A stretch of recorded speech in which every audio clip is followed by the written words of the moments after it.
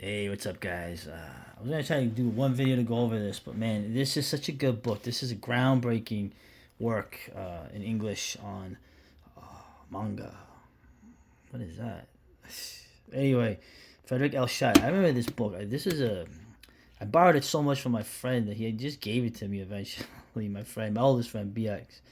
Manga. This book came out in '83, but it really got popular in like '86, '87 when they starting to translate like Viz started translating Japanese manga like Mai, The Psychic Girl, and Lone Wolf and Cub, Area 88, and books like that. I love the layout of this book. It's absolutely beautiful. The mix of the colors, in the front, the way it's set up. It just tells you what it is, the history, why it's different, the regulation versus fantasy, the industry, the future. Of course, this ends in '83, and it's nice too because it gives you a sample at the end. It just doesn't tell you about the comics. It actually has, and Frederik Schodt, the author, she translated excerpts from these very groundbreaking comics. Of course, Osamu Tezuka, right? Leiji Matsumoto. Remember, I showed you a Harlock film with this character, this German World War II pilot, Rosa Versailles, right? One of the girls' comics. For some reason, shoujo manga has an influence on me as well. For some reason, and of course, this one, Barefoot Gen, this is one of the first ones translated into English, obviously for reasons of it. You look at it, you look at the comics, and you say, oh, they look kind of cartoony. You will never find more mature, grim, sentimental, powerful visual storytelling than these. Okay, of course, most of these I think she's still alive, but everyone else, these men are all gone. I like this visual timeline in the beginning, right, where they go from the old wood block prints, right, yokai and all kinds of legends, to when they started adapting. Of course, the foreigners had come to Japan and they started adapting some Western styles like political cartoons. Obviously, this must be 1905. This must be the Tsar, right? Because the Russo-Japanese War is happening.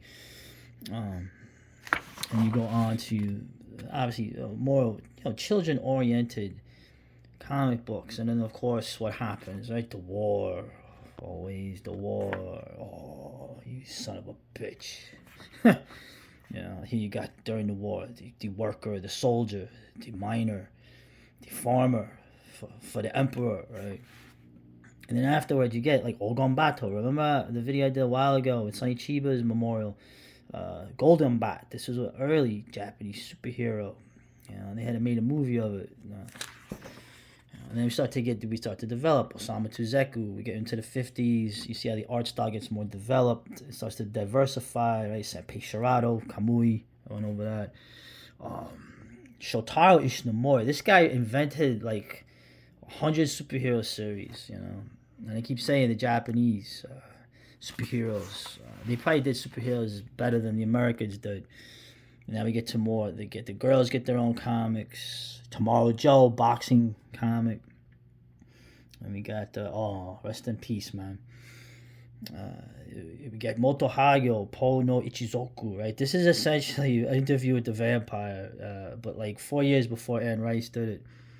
Monkey Punch, what a cool name. Lupin the Third, right? You're going through here, of course, Misamoto, right? Galaxy Express, and on and on. For some reason, they show the Gundam from the movie, right? The third movie, but in terms of the setup for this, I can't do this in one shot. I'm gonna do this in a couple of vids. I don't want to make them super long, but I really want to. It was such a great book, and look it through it again, man. Something's good when it ages. I always laugh at when younger people look, oh, the animation is primitive or out of date, or the comics look so. I can't talk to you. I don't know what to tell you. Okay, if you have no sense of history, if you have no sense of the weight of years, maybe it won't. Okay, but anyway, start with the foreword. Osamu Tezuka. Right? I must have done that when he died.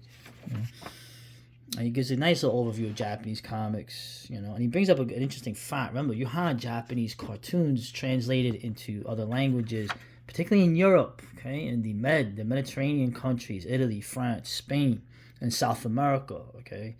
The Anglos were a little slow to the party, but you had like bits and pieces here, Astro Boy, way before my time.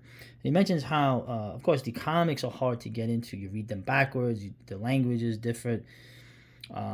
Even the style composition could be off-putting to someone who reads, I guess the European comics that they had, whatever they were. I know they had European styles like Mobius later. Americans, though, you think in America, these things come from America originally in some fashion. I'll cover later. But the cartoons, right? You don't read in one direction, right? They're dubbed. These were the ambassadors to all these countries, and through these cartoons, dubbed into whatever language or whatever region they're in, right? Goldorak was huge in France and French-speaking Canada. Okay, Goldorak, obviously, was Golden Guy Giant Robot series. And so how that really opened the door, and in a way, a lot of this did. The translation of the Japanese mangas you started to get in the 80s was because of the popularity of especially Robotech, Star Blazers, but like Robotech, it was in that summer of 85, 86, so whenever it came out.